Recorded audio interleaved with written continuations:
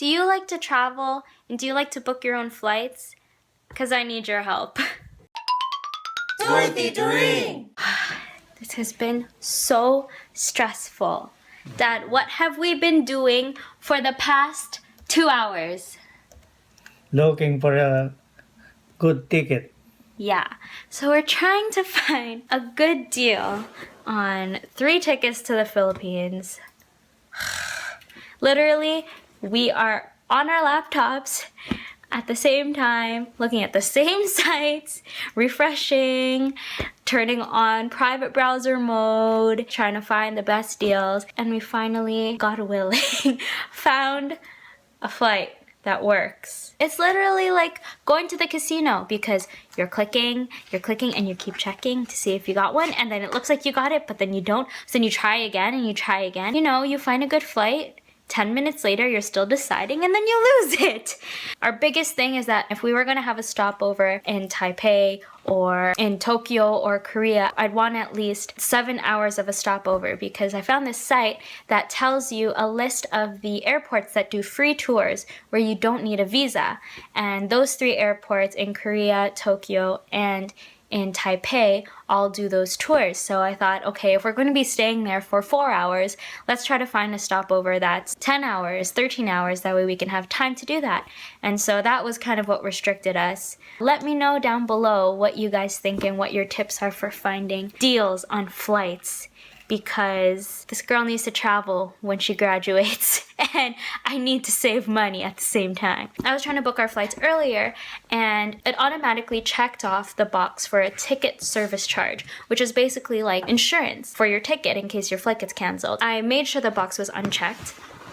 And then what happened is that when I went to go add our information in, it added the fee back. So I'm like, okay, I don't know what I did. Did I accidentally click it? So I went back and I did it. So just watch out for those fees that they add automatically. That particular website was budgetair.com or .ca. So be careful with that site because they automatically add your ticket service charges even though you don't want it to be there. So I have a bit of an update. We did book our flights. Thank the Lord. And I don't think I mentioned where we got our tickets from. We got them off of Flight Hub. The thing is that they tried charging us for seat selection. And so when we first saw that, we're like, okay, we're not going to do the seat selection through Flight Hub. We're going to try looking at it later on, closer to our flight date. But when I clicked it just to see, it automatically started loading as if, okay, cool, your seats are selected without my consent, without my confirmation. And then my dad checked his bank statement and it says that he got charged like $45 for that. I'm like, okay, that's not cool. You can't just charge people without having a confirmation page and saying, okay, these are the seats you chose, blah, blah, blah. So I'm not too impressed with 2 sites now, Budget Air and Flight Hub. Now, we were recommended to go through an agent, and we did get to talk to an agent, and she helped us find some flights, but we were also looking at flights ourselves. And honestly, the flights that the agent found were a little bit pricier than what we found, and I assume that's because she added her own fee or something. And we've never gone through an agent before, so I'm not too sure what most people do. I looked up like how to find cheap flights and a website called Thrifty Nomads came up and I kind of fell in love. They have a lot of really great budget-friendly travel tips, and basically they're this couple that pretty much sold everything that they have and are traveling around the world. It's pretty crazy and pretty admirable, so I'm probably going to be reading a lot of their blog. But there are some great tips there, and I'll put the links in the description. That way, if any of you are interested, you can read there. A couple of the different websites that we were looking at flights on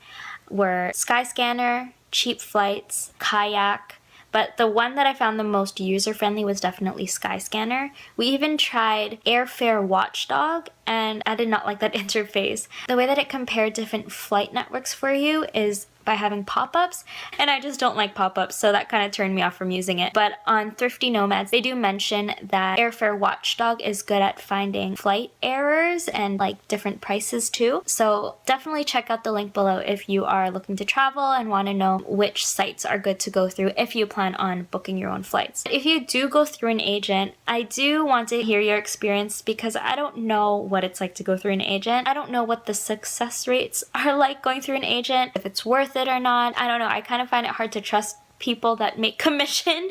So let me know what your experiences are booking your flights on your own or going through an agent down below in the comments, and I'll see you guys in the next video.